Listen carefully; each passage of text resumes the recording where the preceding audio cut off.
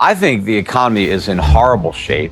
I think that's one of the reasons that President Biden is so unpopular, because I think a lot of the people who are struggling in this economy in part blame the president. He's not solely responsible, but he certainly hasn't done anything to help. Everything he's done is actually taken a bad situation and made it worse. But if you look objectively at the data, the savings rate is at the lowest it's been since 2007. I think it's down to 2.3%. So Americans have blown through all their stimulus money, and now they're pretty much broke.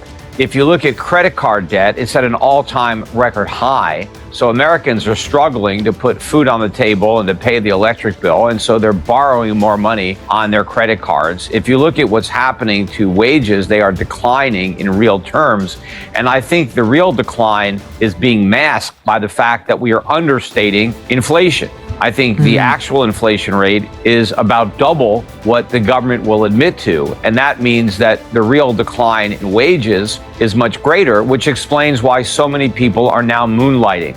A record number of Americans have 2 and 3 jobs. In fact, you have more Americans than ever that are working 2 full-time jobs. Most people don't want multiple jobs. They would prefer to be able to support themselves and their family on one job. But unfortunately, in the Biden economy, that's not possible. And that's where all these jobs that are being created are going. They're going to people who don't want more jobs, but who are forced to take them anyway, because that's the only way that they can keep up with the rising cost of living. They're being very disingenuous, and that's a nice way of putting it about these numbers, because the implication is that, 260,000 people who didn't have jobs, who were unemployed, now they've got jobs. That's not what happened. All of those jobs went to people who were already employed. They are part-time jobs. That's what's happening. And it's not a great economy where people who have jobs need to get a second job. They would rather have the leisure. They would rather be able to spend more time with their families. But unfortunately, they can't afford that. They have to go and get another job. And that is where these jobs are coming from. If people come out of retirement, let's say somebody was retired, they're 70 years old, they were looking forward to just playing golf and going to the beach and hanging out with their grandkids, but now they have to go take a job at Target because that's the only way to pay the grocery bill. Do you want to brag about creating an economy where unemployed people are forced to go back into the workforce? The main reason that the unemployment rate is so low is so many people who aren't working are not counted as being unemployed. We have over 100 million working age Americans who are no longer in the labor market. But I'm sure a lot of the people there are just discouraged workers. You know, you don't count. If you've basically given up looking for a job because you don't think there's a job out there that you're qualified for at a wage that, makes sense for you to take the job, after a year, you don't count even in the U6 number, which includes discouraged workers and people who are only working part-time but would prefer to work full-time and who are still looking for full-time employment but can't find it.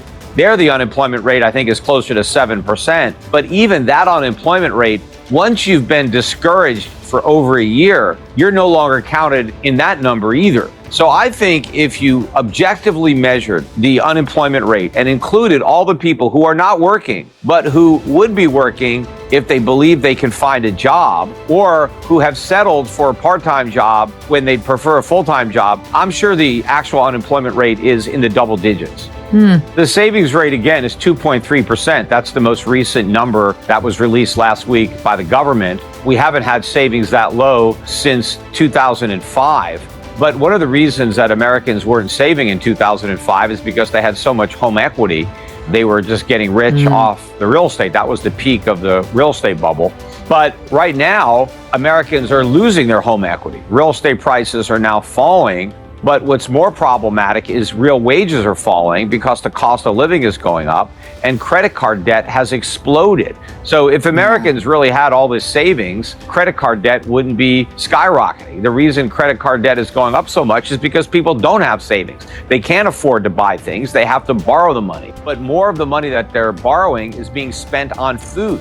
It's being spent on electricity, on gas. I mean, look at all the big retailers that are reporting that their customers are spending more money on food and less money on everything else because food is so expensive.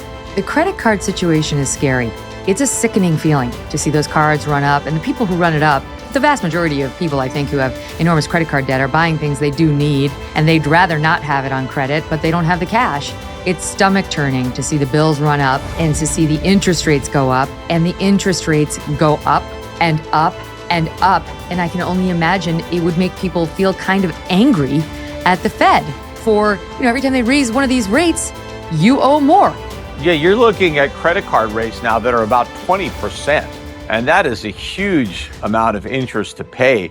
And I think a lot of people today have a lot more consumer debt than just their credit card debt, because over the last few years, a lot of these buy now, pay later companies have come up into existence. People are using those companies to buy stuff without money, but it doesn't show up in the credit card numbers because it's not credit card debt, but it's still debt that the consumer is obligated to repay.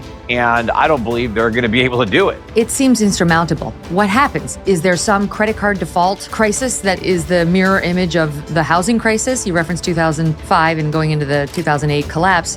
What's going to happen with all that credit card debt? Yeah, the credit card debt is non-secure. If you don't pay it, the credit card company, they can't come after your assets. They can't put a lien on your house or try to go after your IRA. The debt is very difficult to collect if the person doesn't have any money. It's also dischargeable in bankruptcy. We haven't seen a big spike up in credit card delinquencies, but I think that's coming in 2023. And what also happens with credit card debt is once somebody with credit card debt recognizes that they can't pay it back and they've decided they're not going to pay it back or that they're going to file for bankruptcy, what they will do before is max out their credit card. They'll just borrow as much money as they can because whatever they're buying, they're getting for free, right? So if you're planning on going bankrupt and you have $50,000 worth of credit card debt, but you still have another $50,000 that you can borrow, well, you're going to do it. You're going to go out and spend the other $50,000 and buy as much stuff as you can. Because when you go bankrupt, you don't have to return that stuff. If you go out and you buy a bunch of clothes and some consumer electronics or take a vacation, and then you file for bankruptcy, you don't have to give any of that stuff back. And it makes sense that before you file for bankruptcy to buy as much as you can, because once you declare bankruptcy, you're not going to get any new credit cards for a while. So you might as well buy everything you can before you go bankrupt. So you get that moral hazard that's going to accelerate the losses for the banks that are issuing the credit. Explain to me why there are these predictions by you, by Jamie Dimon, of others, of an impending recession when the Fed is doing everything it can to prevent that. And we're seeing layoffs at companies. Is it not going according to plan? I'm not even sure they have a plan, but I think we're already in a recession, and the rate increases are partially responsible for that. I think the recession is going to get a lot worse. Now, that doesn't mean the Fed shouldn't be raising rates. They should be. They should already have raised them a lot more than they have. The problem was they never should have cut them. That was the mistake. It was cutting rates. Raising them back up is really just an acknowledgement of that mistake. But what happens is when the Fed raises rates, it uncovers all of the problems that it created when it reduced rates. Because when it slashed interest rates to zero, it inflated a bubble economy, and it inflated it with inflation. Quantitative easing was inflation. It's just another word to describe inflation. It's just that a lot of people don't realize that it is inflation because inflation has a bad connotation to it. Quantitative easing doesn't sound as bad. If the Fed said our policy is to create inflation, the public would have said, wait a minute, I don't want inflation. So if they say, well, our policy is quantitative easing, then you don't have as many people critical of the policy. But we're now experiencing the consequences of that inflation, rising prices, and prices still have a long way to go. And that's one of the reasons I think that the recession is going to get a lot worse, because more consumer income is going to be diverted to necessities like food, energy, rent, insurance, things like that. And interest rates are going to have to keep rising. That's also going to take a lot of purchasing power out of the economy because people have to service their debt. And if you're spending money paying interest on the money you borrowed to buy stuff in the past, you have less money left over to buy stuff in the present and in the future, and that's what helps bring about a more severe recession.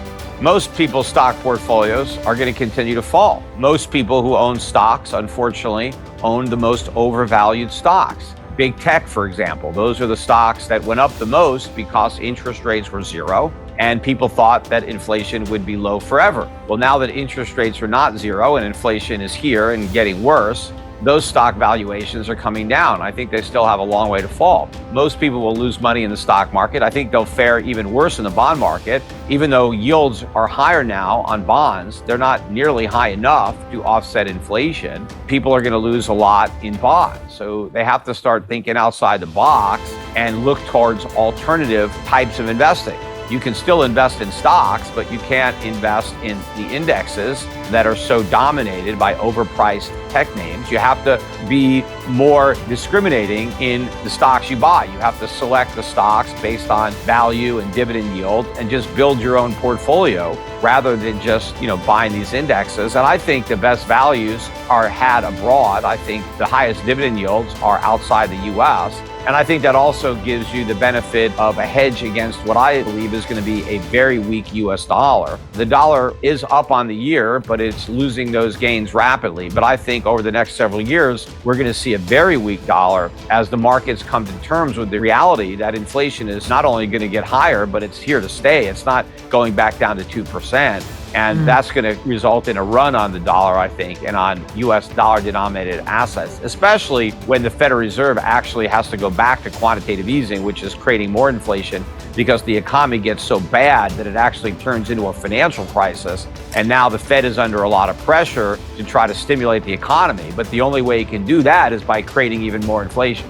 Just to point to the jobs that are being lost, these are full-time jobs, high-paying jobs with benefits. The jobs that we're creating are part-time jobs with low pay and no benefits. So it's not even trade-off when you look at the jobs we're losing and the jobs that are being created to replace those lost jobs. But I think this is just early in the layoffs. I think the layoffs are going to be very widespread. And in fact, some companies are going to be laying off 100% of their workforce because they're going to be going bankrupt. But a lot of companies are going to be laying off a lot of workers to avoid going bankrupt because they have to start cutting their costs. And one of the costs that they can cut is labor. When you cut your labor, you have to eliminate employees. And the reason for this is that companies' real sales are going down because their customers are broke, so they can't afford to buy as many products. And so the companies selling those products or services don't need as many workers to help provide those goods and services. And employers are looking at higher interest rates if they've borrowed money, which a lot of employers have borrowed money to buy capital equipment that they might need. Their rent might be going up, their office space, and their other raw material costs are rising. And so they have to figure out how to get by because businesses need to generate a profit because that's the way the owners of the business make money off the business. If they don't have a profit, they have to figure out how to create one or they're going to go out of business. And so one way would be to scale back the size of the business, and that means reducing your headcount. And that's going to go on across the economy. And of course, there are a lot of companies that never should have been created in the first place, that only were created as a consequence of monetary policy, of cheap money and the casino-like environment that the Fed created in the stock market. You have a lot of companies that have never made any money, but they have a lot of employees. Well, they were selling stocks to investors and they were using that money to pay their workers. But if the appetite for shares of money-losing companies is no longer there, a lot of these companies aren't going to be able to stay in business. And to the extent that they can stay in business, it will only be if they can dramatically downsize their operations and start generating a profit. And that probably means they have to eliminate most of their workforce. They have to go down. People buy homes. The vast majority of Americans who buy homes use a mortgage. They don't have the money to buy a house. They don't even have the money for a down payment. The average down payment has been, I think, 5% now. It used to be 20%, but people don't have the savings to put down 20%. They're borrowing the money. So the most important factor in home affordability isn't the price of the house, but the mortgage rate. And mortgage rates a year ago were in the low 3s. Now they're almost 7. You've had a doubling in the interest on a mortgage.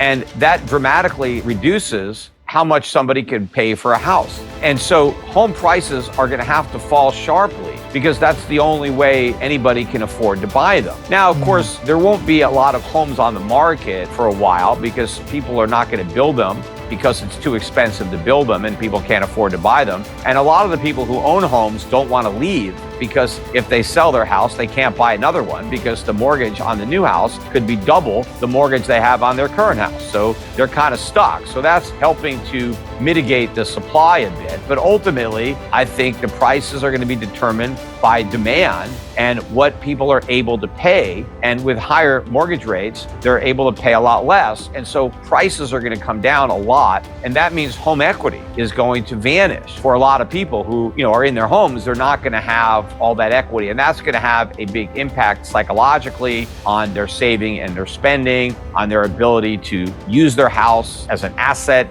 for a loan or something like that. But even though home prices are going to be coming down, the cost of home ownership is going to be going way up, because even if you buy a house that's gone down 20 or 30%, based on where mortgages are, your monthly payment will still be higher than the payment would have been had you bought the house a year or two ago at a lower price, but with a much lower mortgage.